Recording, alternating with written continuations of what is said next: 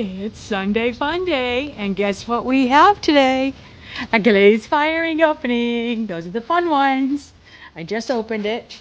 It's only 86 degrees right now, so I'll be able to unload it. Let me see if I can pause it. So here's the kiln load. It's everything that was in there. Let's go over a few of the pieces and critique them. We have some really, rustic pieces. I don't know how these were made. Well, hello, Ray. I'm doing a glaze firing opening. You want to be part of it? Of course not. Okay. So we have, they're kind of cool looking, very rustic looking. The bottom wasn't really smooth that nice, but maybe that was the intent. The less smoothing you do, the more likely it's going to, scrape your table. But boy, that glaze turned out kind of cool, huh? Really neat. So I don't know who that is, that initial. Another one. I don't know who did that one, but this color, look at that. Pretty. Oh, this is, I think Nicole's. She refired it because it was a crack, and she just added more glaze, and it did seal the crack in. So this is probably going to be fine. You can still see that in the bottom. This was one of the ones in the bisque firing opening I was talking about that Deb did. It was very thin on the bottom, so she added some slip to support it, and it turned out beautiful. Look at that, the colors, gorgeous. Here's some more real rustic looking ones that were, maybe a little too much glaze. It kind of dripped. You can see the cookie. So going to be some sanding work to get that to work, and we'll have to throw away those cookies now, which can be a little bit of a pain because I have to keep making new cookies. And this is another, I think it's a refire from Ash. Not sure what she was aiming for. I don't know what extra glaze she added to it. Someone did another slab, form tray, but when they rolled it out, it's very warped. So what happens is, clay has memory. So when you're doing a slab, you're rolling it out, you gotta make sure you roll it out in more than one direction. Back and forth from the sides, flip it upside down, and roll it that way. If you don't, you're gonna have it end up warping when it's in the kiln. We have another one that ran, and that's mine. I don't know, what did I use? That stinks, because mugs are such a pain to make. This was a test. We have some crystals. Deb was testing how the crystals, so that's pretty. I'm not sure what she's planning on doing with that.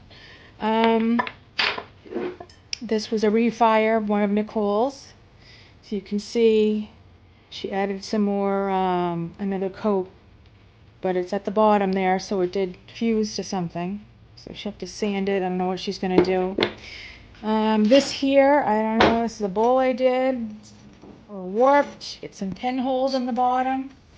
Maybe it was on the top shelf, I think. It may have overfired. So this is what we have for the firing. We went to a high cone 6. That's a 5 and a 6. And when they're both down like that, so this was probably the 6, that's a full 6. So it was a little high, and this was on the top shelf. So you see some of those pinholes. This one came out nice, very nice. It's still a little warped, but it's kind of disappointing because these are the big bowls that I really wanted to give to my mother. Hopefully she'll like them. These are some plates that Deb did with the little spirals. Turned out cute. Very nice.